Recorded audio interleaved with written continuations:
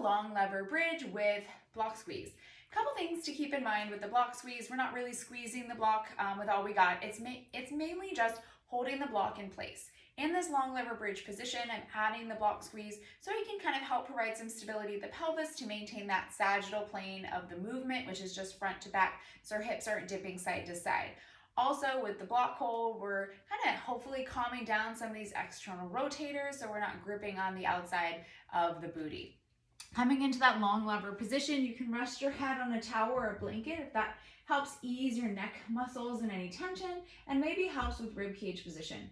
What's going to allow us to feel those hamstrings and find that stack is also what's happening at the rib cage. So we want to make sure when we set up, we're not in this flared position to begin, so we can kind of passively bring ourselves into a more ribs down position with the towel roll or the blanket.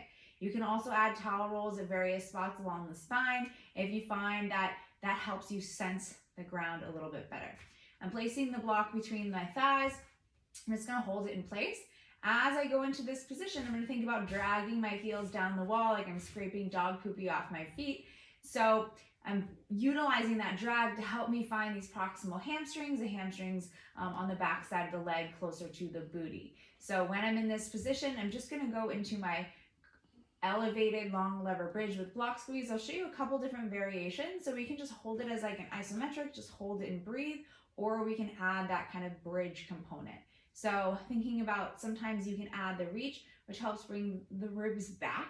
We want to make sure when we reach, we're not rounding through the chest, but we're using it as a way to kind of take the arms up and keep the ribs in a good position. As I bridge up, I'm going to think about dragging the heels down the wall. You can hold your rib cage too, elbows down into the ground, whatever feels good to you. If you place your elbows here, you'll probably get a little more chest expansion. If you reach your arms up, then you'll probably get a little bit more back expansion.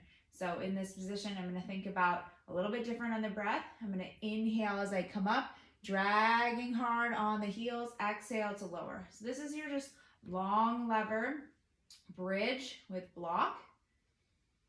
Inhale up, exhale. I can lower and gently squeeze the block.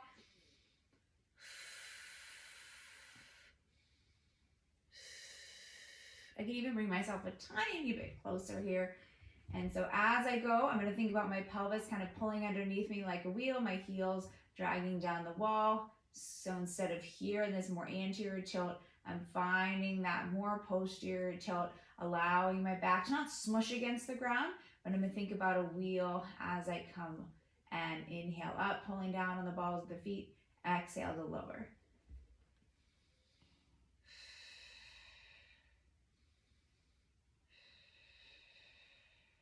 So play around with your distance from the wall. We're not in that 90 degrees, but we want to make sure we're feeling those hamstrings, the glutes, without squeezing the glutes and shoving forward. Exhale down. You can reach the arms up.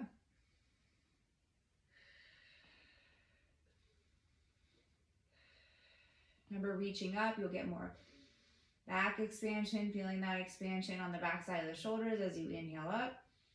And exhale down. Where we advance this is we go to single leg over time.